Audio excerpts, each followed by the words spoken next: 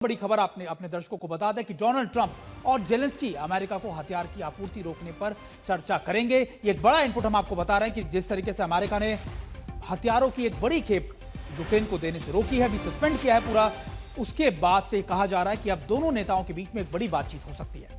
दरअसल यूक्रेन के राष्ट्रपति वोलोदिमीर ज़ेलेंस्की अमेरिका को साफ तौर पर कहेंगे कि अगर आपने हथियार नहीं दिए तो यूक्रेन ये जंग हार जाएगा। आप सोचिए, लाखों सिपाही दोनों तरफ से मारे गए हैं, लाखों घायल हुए हैं, 3 साल से ज्यादा से युद्ध चल रहा है और इस स्तर पर आकर अगर अमेरिका ने हथियारों की पूर्ति को रोक दिया तो बहुत बड़ी समस्या यूक्रेन के लिए खड़ी हो जाएगी।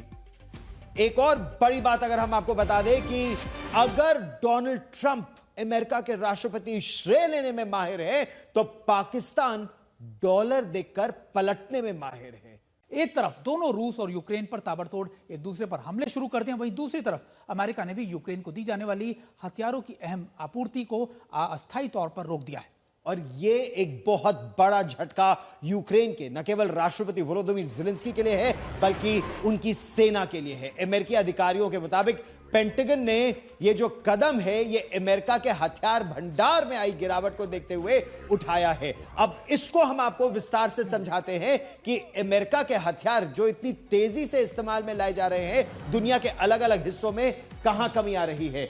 सबसे ज्यादा patriot air defence system Ukraine की सुरक्षा की एक तरह से ये रीढ़ की हड्डी है, surface to air missile defence shield है, ये प्रभावी है, रोज जाने से बचती है। लेकिन अमेरिका ने यह हथियार देना बंद कर दिया तो बहुत बड़ा नुकसान यूक्रेन का हो जाएगा। और यूक्रेन के लिए सबसे महत्वपूर्ण दूसरा है GMLRS प्रिसीजन गाइडेड मिसाइलें। यह भी सबसे इंपॉर्टेंट है क्योंकि आप देखिए कि ना सिर्फ आप एयर डिफेंस सिस्टम्स हो बल्कि इन मिसाइलों का आ जाने से लगातार यूक्रेन को एक बड़ी मदद मिलती थी, लेकिन अब कहा यह जा रहा है कि ये हथियार भी गौरव बंद कर दिए गए हैं अमेरिका की तरफ से। स्पैरो मिसाइल सिस्टम, मध्यम दूरी की एयर टू एयर मिसाइल, ये भी अब अगर अमेरिका नहीं देगा। दरअसल अमेरिका के बहुत सारे हथियार इस समय इजराइल के पास जा रहे हैं, एयर डिफेंस सिस्टम उसका इजराइल के पास जा रहा है। वो थर्ड का जो terminal high altitude area defence system है वो पूरा इजराइल के पास है और एडिशनल सिस्टम्स पेट्रियट के वो सारे अब ईरान इजराइल युद्ध को देखते हुए जब वहां दिए जा रहे हैं